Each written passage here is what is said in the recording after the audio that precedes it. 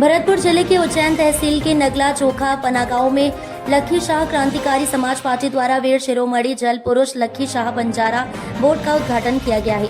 इस कार्यक्रम में विशिष्ट अतिथि माननीय गिरीश नायक बंजारा एवं मुख्य अतिथि माननीय हरीश नायक बंजारा रहे। इस कार्यक्रम का आयोजन भरतपुर जिला अध्यक्ष शैलेंद्र सिंह बंजारा एवं नदबई विधानसभा सचिव पिंटू बंजारा के सानिध्य में किया गया। कार्यक्रम में कहा गया कि बंजारा समाज सदा से अपेक्षित रहा है। सरकार के द्वारा भी बंजारा समाज के लिए विशिष्ट रूप से ध्यान देने की आवश्यकता है।